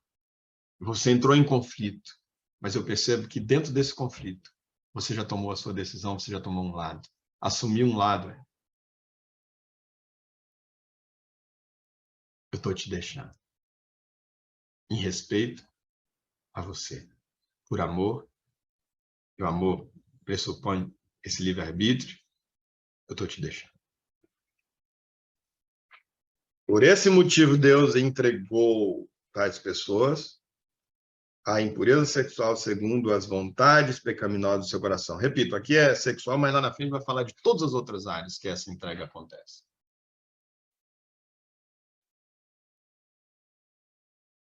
Entregou para a paixão e da minha vontade. Você quer, ué, minha cabeça dura? Aqui, ó. Tem que fazer sentido essa interpretação doida. Tem que fazer sentido essa doutrina insana. Tem que fazer sentido, tem que fazer sentido, tem. De repente, ela faz todo sentido. Essa doutrina insana, ela está fazendo todo sentido. E está acontecendo. Ela está se confirmando. Uau! Agora eu não só sou capaz de acreditar para mim, como para os outros. Eu vou começar a pregar isso. E o pregador com a mente cauterizada, vendo acontecer nas pessoas, ele vai acreditar mais ainda, porque está cauterizado. Ele não vai mais ouvir o Espírito Santo, que era o único capaz de livrar ele desse lugar de morte, de mentira, de treva, de cegueira. Game over para você.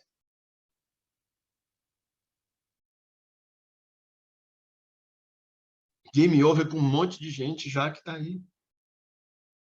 A questão é que nós não sabemos quem. Se eu e você já tem game over para mim e para você, para essas pessoas, agora o que importa é olhar para mim e torcer e dizer, Deus, possivelmente se eu conseguir fazer essa oração, ainda não deu game over para mim. Deus, pelo amor de Deus, me livra dessa morte. Me livra de cair nessa. Me livra de cair nessa. Ou me tira dessa que eu já comecei a cair, mas ainda não terminei. Enquanto ainda tem essa fagulha do teu espírito ainda falando comigo. E que choca tudo isso que eu quero acreditar. Enquanto ainda tem essa fagulha, eu digo, Deus, por favor, que essa fagulha cresça e incendeie, inunde a minha vida a ponto de não haver mais espaço para a doutrina insana. Mas eu vou precisar de confrontar agora essa doutrina insana com muito da doutrina sã. Mesmo com o auxílio do Espírito, que ela já está arraigada em mim. Agora eu vou ter com o auxílio do Espírito, mas eu vou ter que confrontar ela com a doutrina sã. Se eu tivesse zerado, tudo bem, mas eu não estou. Agora eu estou cheio de doutrina insana. Eu vou ter que fazer a releitura da Bíblia agora a partir da sanidade do Espírito. Para poder sanitinizar, limpar, lavar toda essa porcaria que foi pregada na minha mente a respeito da doutrina de Cristo.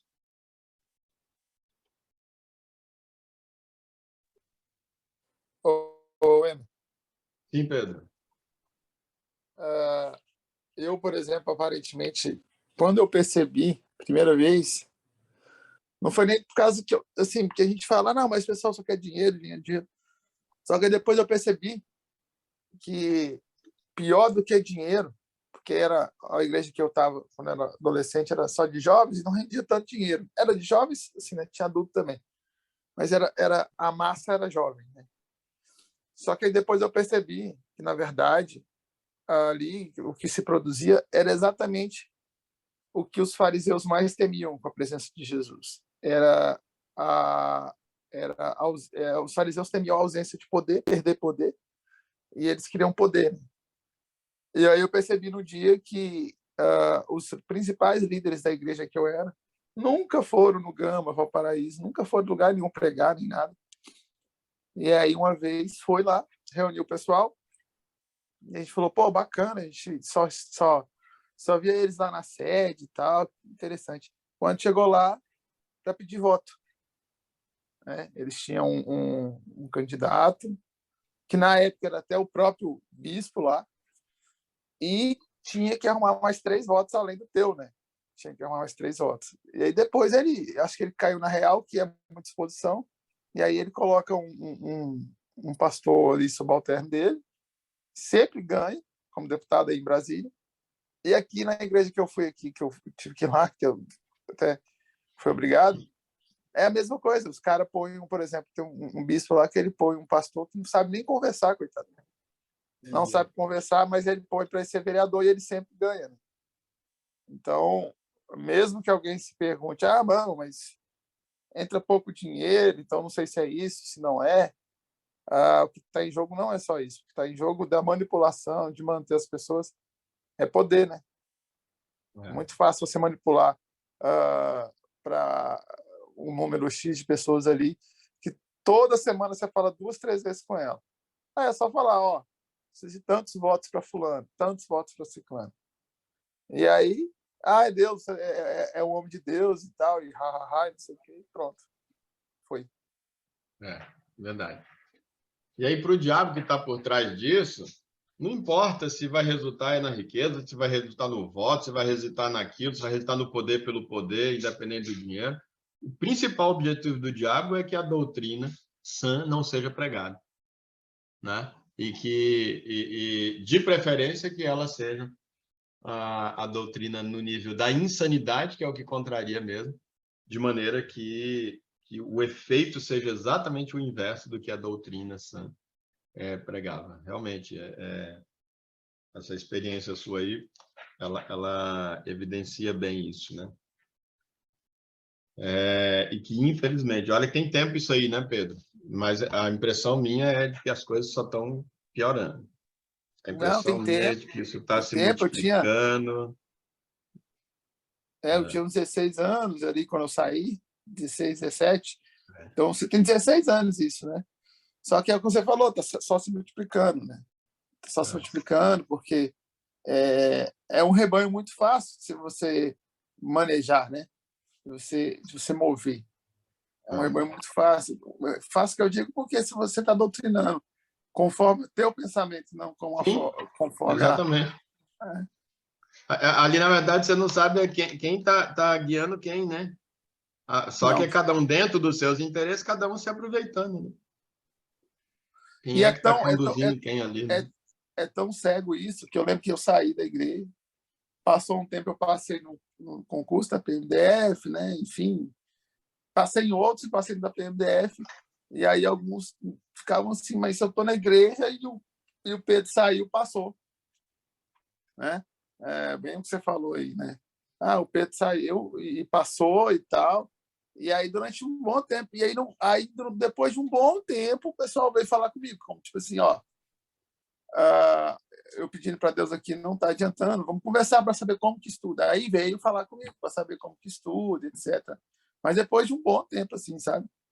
Mas eu sei que rolava. Quando eu ia lá, porque eu tenho amigos lá na igreja, o pessoal olhava para mim indignado, como se, tipo assim, cara, você é um infiel e conquistou o que você queria e eu sou fiel e não conquistei. Era muito assim, o olhar e tal. Ninguém chegava a falar, né? Até mesmo porque eu também passei para a polícia também, eu acho que o pessoal tinha um certo senso, né? Mas é exatamente o que você falou. Não, o merecedor é quem está aqui, entendeu? Não é quem saiu daqui e meteu a cara nos livros, gente. Enfim.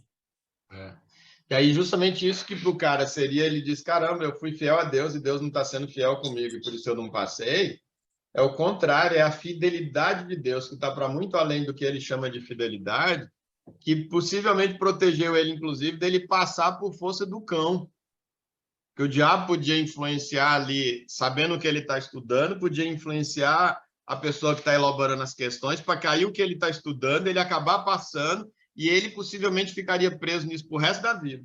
Porque ele sabia que ele não estudou o suficiente, que coincidiu dele cair o pouco que ele estudou, ou que ele sabia, ou até de um sopro lá do cão na hora da prova de fazer uma mandou um sopro lá também que podia dar certo para ele, e ele atribui isso a Deus, ele nunca mais possivelmente sairia dessas correntes, nunca mais. Então a graça de Deus é que talvez mesmo o diabo querendo, talvez por alguma razão diz não vai não, isso aqui não vai porque isso aqui ainda não abandonou de vez, eu não vou deixar isso aqui, não. Ou ele não tem estrutura ainda para isso e vai comprometer o livre-arbítrio dele. Isso aqui vai ser um golpe muito grande. Deus sabe quando é que ele permite, quando não, para manter a gente na nossa capacidade decisiva aí, mas o que às vezes para essas pessoas ficaria com raiva de Deus, e Deus se permite deixar a pessoa com raiva dela, mas não deixar nem o cão fazer em determinadas situações, acredito eu, que é para ela não ser ainda levada de vez, e aí sim, talvez num segundo momento, mas agora já tendo ali recebido do outro lado a sã doutrina suficiente, que seja pela contemplação da natureza, a ponto de quando ele tomar a decisão, seja uma decisão consciente. Talvez até ia chegar no mesmo lugar. Não é porque Deus está predestinando essa pessoa para viver, não. Mas talvez é que ela ainda não tinha condições de receber um golpe desse e acabar, por causa disso, já abraçando o lado da doutrina insana, quando talvez ainda não tivesse elemento suficiente para fazer a contraposição de uma decisão sóbria por parte dele, né? Mas a gente não consegue enxergar isso. Mas assim, quanto às ovelhas, é complicado. Porque, por exemplo, eu vi aqui onde eu fui pessoas que passam tipo, a semana toda apanhando do marido, sabe? E pessoas que têm extrema dificuldade, que juntam ali para realmente dinheiro ali para comer, às vezes falta um negócio, falta outro ali, sabe? Ver o filho passando algumas dificuldades, uma série de coisas. E aí é o que você falou, ela busca uma esperança, e lá eles vendem essa esperança, né? Eles vendem essa esperança. Só que pode ser bobagem minha, mas eu acho que na situação de desespero eu até entendo as pessoas que procuram isso, sabe? O que eu fico bem chateado é as pessoas que se aproveitam disso, né? Que são os pastores. Então, é claro que eu estou falando de uma minoria, né? Que tem outros que não passam por isso e estão lá querendo enriquecer, estão querendo poder, mas tem uma grande parte que é nesse sentido, sabe? Que não sai para nada, lugar nenhum. Aí, quando a igreja consegue escutar uma boa música, sabe? Enfim, consegue se divertir, consegue. Pelo menos ali, a vida dela é só problema, só confusão. Ali é um momento que ela não consegue ter confusão, sabe? E tem uma certa paz, vamos colocar assim, que ela esquece, né? E ela está envolvida com outras pessoas e tudo mais. Tal. E aí os pastores se aproveitam disso, né? Claro que... E aí, eu não sei se é impressão minha, mas eu acho tão complicado a pessoa ter um discernimento quando está nessa fase, ela tem que estar num nível tão alto de espiritualidade, sabe? Não sei, mas é a impressão que eu tenho, né? Enfim. Pois é, mas assim, é natural a gente pensar assim, e eu também pensei muito assim, mas se a gente vai ver, e aí para mim faz muito mais sentido, se a gente vai ver o que Paulo está dizendo nessa carta aos Timóteos, nessa carta a Timóteo, a gente vê que, no mínimo, não tem nenhum mais inocente do que outro aqui nessa história, no mínimo. Porque ele olha para a quem ele atribui, que exatamente a gente fica naquele negócio, né? Quem vem primeiro, o ovo ou a galinha? Né? Essa é a grande questão que está aqui em jogo. É quem é que move quem é que instiga quem é que está, quem é a causa, quem é efeito aqui, né? E aí ele diz, portanto, chegará o tempo, e por isso que ele diz, prega logo enquanto tem tempo para as pessoas, porque vai chegar o tempo em que não suportarão o santo ensino. Esse movimento de ir para a doutrina insana, ele está dizendo aqui que ele parte de quem não está mais suportando a sã doutrina, porque ela não casa com as minhas próprias vontades, ela não casa com o que eu quero, desse meu ego caído, que só pensa em mim, não penso no corpo, não penso na coletividade, não penso no próximo, entendeu? Ao contrário, então, sentido coceira no ouvido, reunirão mestres para si mesmos, de acordo com as suas próprias vontades. Ele está dizendo que quem reúne para si esses líderes são o povo, e de fato, quem é que banca eles? Quem realmente está fazendo isso é a gente. É o povo quem está fazendo. Se não tivesse povo para bancar, e por que o povo banca? Porque é conveniente. Ele vai fazer um cálculo de 10%. Caraca, os outros 90% vai ser tudo meu. E eu, na verdade, porque Deus vai me abençoar, eu vou ter muito mais do que eu teria sem ter dado esses 10%. Cara, tranquilaço, estamos dentro. E aí ele enfatiza no quarto, tais pessoas, esses que estão reunindo para si esses mestres, tais pessoas se recusarão a dar ouvidos à verdade, voltando-se para os mitos. Então, isso que Paulo está dizendo, que são essas pessoas que fazem. Agora, quem é que ele vai, então, escolher? Ah, então, coitadinho deles, coitadinho dos pastores, então, na verdade, eles é que são as vítimas? Não, 1 Coríntios, capítulo 4, 1 Timóteo, capítulo 4, esse era o 2 Timóteo. O 1 Timóteo está dizendo agora é do líder. Ele está dizendo agora é dele, é desse Espírito. O Espírito Santo afirma expressamente que, nesses últimos dias, alguns vão se dizer e darão ouvidos a espíritos enganadores. Agora são os líderes. E a doutrina de demônios. E como é que isso acontece? Acontece sob a influência da hipocrisia de pessoas mentirosas. São esses líderes agora, que têm a mente cauterizada. Então, por que ele tem a mente cauterizada? Porque ele rejeitou a palavra de Deus, a sã doutrina, até que a mente ficou cauterizada e agora ele abraça a doutrina insana e ele acredita nessa mentira portanto, ele exerce essa influência mesmo diante da hipocrisia, porque ele acredita na mentira que ele está contando. Mas ele não é inocente só porque acredita, porque lá atrás ele teve a oportunidade, antes da mente cauterizar, ele teve a oportunidade de abraçar a sã doutrina e não abraçou, e rejeitou. E é isso que Romanos está dizendo.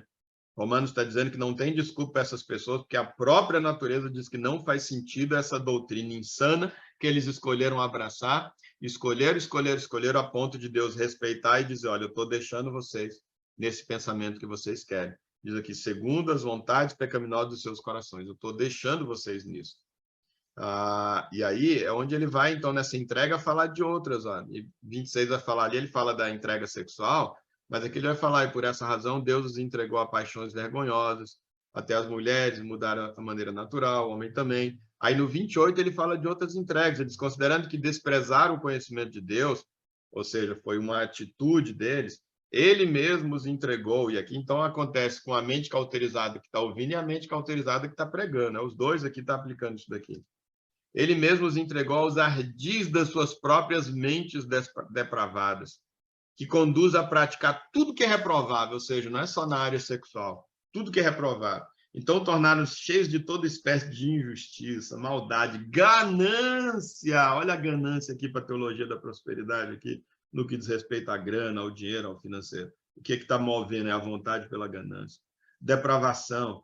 Então, estão entampurrados de inveja, de homicídio, de rivalidade, de engano e malícia, porque foram entregues. Agora não tem um contraste mais do espírito. Essa pessoa, ela sente paz na inveja, ela sente paz na vida de homicídio, ela sente paz nessa vida de rivalidade, ela gosta agora disso, ela tem prazer nisso.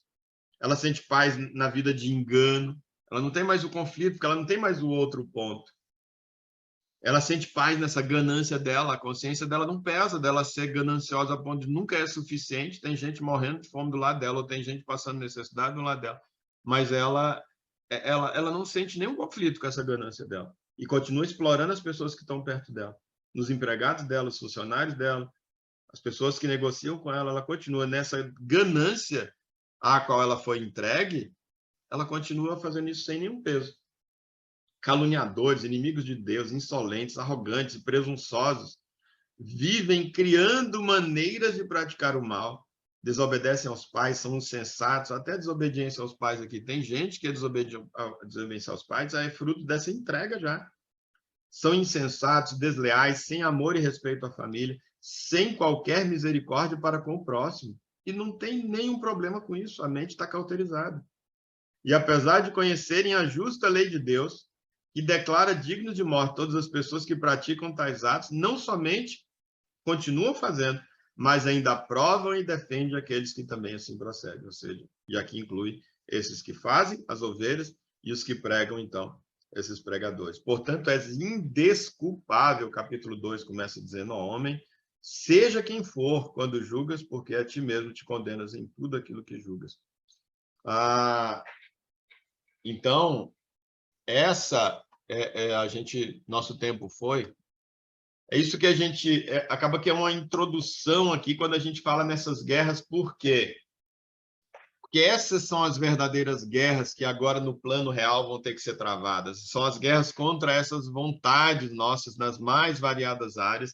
E as mais variadas vontades, esses territórios que nós vamos ter que conquistar agora no plano real, ilustrados aqui pela figura dessas conquistas ali na Terra Prometida, são os territórios na nossa alma, na nossa existência, no relacionamento conjugal, relacionamento com o filho, no lidar com dinheiro, no lidar com sexo, no lidar com poder, as mais variadas áreas onde a nossa vontade caída se contrasta com a vontade de Deus, e essa vontade de Deus vai ter que se sobrepor, vai ter que vencer, vai ter que pôr essa vontade humana para correr, vai ter que matar, destruir ela e não deixar nem sombra dela em cada área onde essa luta começar a acontecer, vai ter que esmagar e destruir. É por isso que é essa ideia lá de matar jovem, velho, criança, até aquilo que tem ar de inocente, cara de inocente, que não vai, tadinho, não vai fazer mal para ninguém. Aqui na nossa luta real é assim, esse pensamento, esse sentimento aqui, não, isso aqui deixa, isso aqui não vai fazer mal nenhum, não, vou fazer o que Deus quer, mas deixa esse sentimentozinho, deixa essa raizinha, deixa só esse pensamento, nossa, eu já evolui tanto. E o que a Bíblia diz nessas histórias ali, dessas guerras, é: se você não matar tudo, não destruir tudo, esse filhozinho, esse bebezinho que tu não matou, que tu deixou lá, ele vai crescer, e quando tu vê, ele tomou conta de você, e você voltou a ser escravo, e aquilo de Deus que acontecia já deixou de acontecer, e a sua mente foi cauterizada, e agora você está no mesmo lugar, mas você está na mentira, você está na morte, você está nas trevas, e game over para você, porque você não matou tudo, não matou o velho, não matou a criança, não matou o bebê, não matou as mulheres inofensivas. A analogia é essa. E olha que essa aplicação para algo tão precioso e importante para a gente não é feito. O que é feito é, ao invés de aplicar como analogia, aplica como literal, e está colocando o ser humano dentro da igreja hoje para correr atrás de riqueza e bênção material, em detrimento das verdadeiras lutas que a gente deve travar e das verdadeiras vitórias que a gente deve travar, que não é contra um e outro, mas é dentro da gente. E aí, na semana que vem, no próximo domingo, eu quero, então, começar com alguns textos para a gente retratar essa luta, e a gente não deve ler, possivelmente a gente não vai ler o tópico todo, ou se ler vai passar rápido, e eu acho que no próximo domingo a gente consegue fechar esse capítulo aqui, esse episódio. E eu convido, então, vocês, o nosso tempo foi, mas eu convido vocês para, em 5 minutinhos, a gente comer aí o pão e beber do cálice, aqueles que tiverem. Enquanto a música passa, eu vou projetar de novo a música que estava passando, e aí, enquanto ela está passando, até esqueci, mas eu achei ela bem apropriada. Enquanto ela está passando, a gente vai meditando. A música tem, deixa eu ver quantos minutos, tem 7 minutos. Então, a gente vai, basicamente, 8 minutos aí, quem ainda puder ficar mais 8 minutos. Enquanto a música passa, enquanto a gente tiver essa consciência aí, e o meu desafio é tomar ceia com essa consciência de quê? De Deus, me perdoa. E, em alguma medida, todos nós fizemos isso, ninguém escapa. Deus me perdoa por todas as vezes que eu fiz ou tenho feito isso, de buscar o Senhor para alguma coisa dessa vida, e eu estar perdendo o olhar do realmente o que importa, que é para outra vida, é para as minhas relações, é para algo aqui dentro que o Senhor está para fazer, e eu estou tão focado nas coisas dessa vida que supostamente o Senhor me daria, direto ou indiretamente, que acaba que eu não estou focado nas transformações, nas guerras dentro de mim que têm que ser vencidas pelo Teu Espírito, por mim, com a força do Teu Espírito, no poder do Teu Espírito. E eu tenho negociado, eu tenho deixado de destruir completamente inimigos em algumas áreas da minha vida. E é por isso que eles estão voltando e estão me assolando e estão me criando muitos problemas. E eu peço que o Senhor me perdoe e me ajude para, a partir de hoje, eu encarar melhor essas minhas lutas no meu dia a dia, nessas mais variadas áreas da minha vida, mas não me abandone, não deixe que a minha mente seja cauterizada em nenhuma dessas áreas para eu virar refém e escravo da minha própria vontade e, consequentemente, de Satanás. Então, convido vocês que puderem aí preparar os elementos ainda enquanto a música passa. Se você não tiver o elemento específico, algum que possa substituir. E eu vou, então, compartilhar a música e a gente toma ceia enquanto a música está passando, cada um no momento que achar que essa consciência minimamente bateu o suficiente para tomar ceia com esse compromisso, tá bom?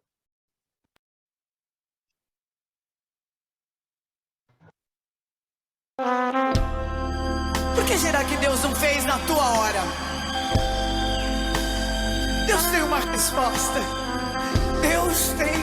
Então, lembrando, queria lembrar só antes aqui o seguinte, essa música ela também é possível duas conotações, como a maioria delas. Você pode ouvi-la com a conotação material, da resposta de Deus no material, do milagre no material, mas você pode dar essa conotação de algo aqui dentro, e de que às vezes aquilo que por lado de fora você esperava e Deus não fez, ele está te dando uma oportunidade de um milagre muito maior que é das guerras que acontecem dentro da gente, tá bom?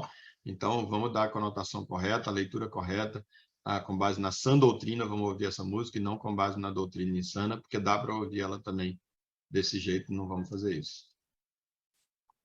Amém. Então, realmente, como eu falei, essa música ela pode acabar tendo dois sentidos, né? E acho que a maioria das pessoas acaba cantando, infelizmente, com essa conotação terrena, mas a gente precisa de milagres dentro da gente, nas mais variadas áreas da gente, nos conflitos que a gente vive.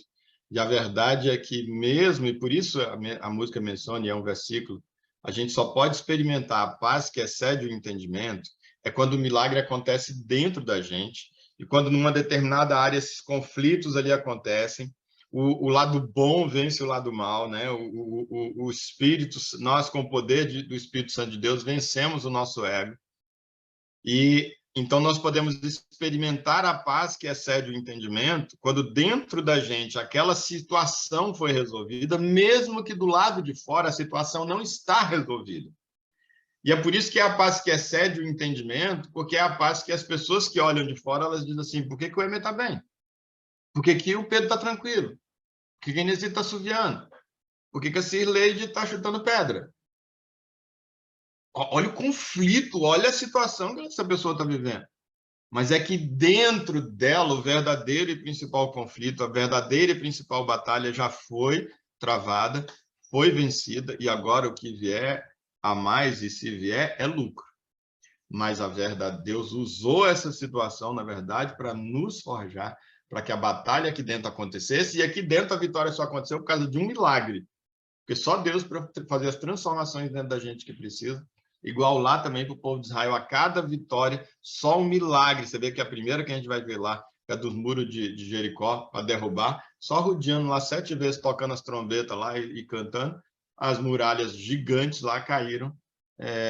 Milagre. Então, vai ser com base no milagre, sempre aqui dentro também, por isso lá, mas são batalhas que vão ser travadas nas mais variadas áreas da vida da gente. Então, Deus abençoa.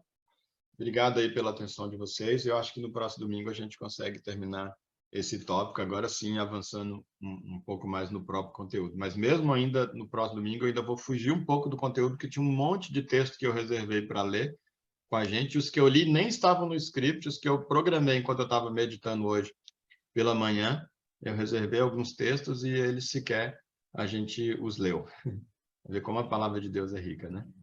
Então, e aí, ver por que o livro não sai, né, Pedro? Mas eu já não estou colocando mais essas coisas no livro, eu já abri mão disso, já estou vencendo essa batalha dentro de mim e não estou fazendo. Quem sabe aí para uma próxima edição, mas esse ano a gente fechando aqui essa nossa sequência aqui, em seguida eu certamente vou fazer a publicação do livro. Então, não posso ficar mexendo, não vou ficar mexendo. Emer, se eu te ligar e você consegue falar comigo assim que encerrar aqui? Consigo. Eu só vou... Você me dá 5 minutinhos só para eu anotar os textos que eu estava pensando em compartilhar, porque senão na semana que vem eu não vou mais lembrar, tá bom? 5 minutinhos, fechado. Aí você me liga. Eu te ligo, 5 minutinhos.